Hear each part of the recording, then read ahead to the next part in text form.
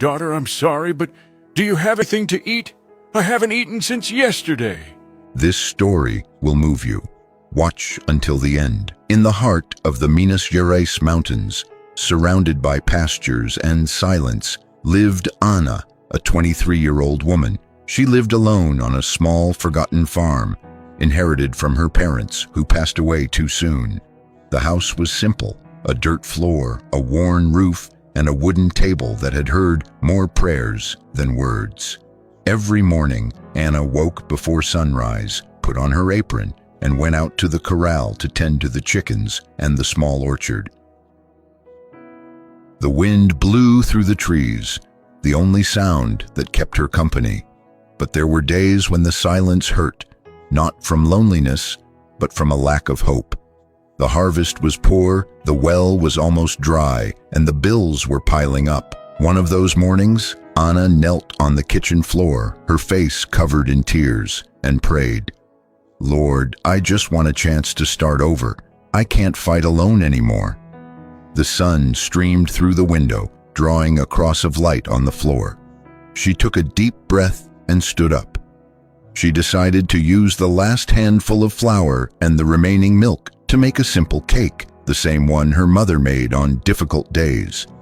As the sweet smell spread, she slammed the door shut. He was an old man with dusty clothes and a tired look. "Daughter, excuse me, but do you have anything to eat?" "No, I haven't eaten since yesterday."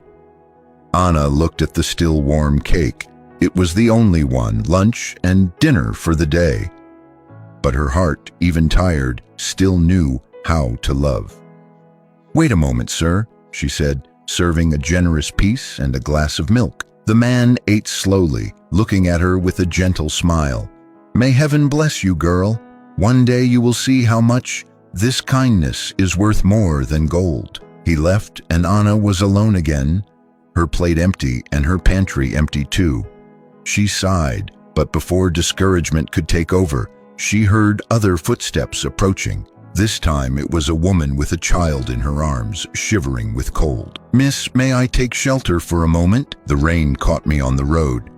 Ana, even without an extra blanket, opened the door and said, "Come in, ma'am.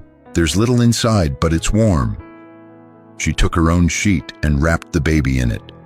While the mother warmed herself, Ana lit the stove and offered the last sip of coffee. The woman cried, thanked her, and left. When the rain stopped, night fell, and the candles slowly went out. Ana sat near the window and looked at the dark sky. "Lord, I gave what I had. Now I only have faith." Suddenly, a soft light began to emerge from outside. Ana stood up, startled. On the porch, a man in a light tunic walked slowly, with such a gentle gaze that time seemed to stop. "May I come in?" he asked, smiling. She felt something different. Her heart beat fast but peacefully. "Of course, sir, but forgive me, I have nothing to offer." The man smiled even more. "You've already offered me what matters most." "How so?" Ana asked, confused. He approached and placed his hand on her shoulder. "When you fed that old man, it was me you served. When you warmed that child, it was me you embraced. And now I've come to tell you that your faith was greater than your lack." Tears streamed down her face. The man extended his hands, and on the table appeared a basket full of bread, fruit, and fresh milk.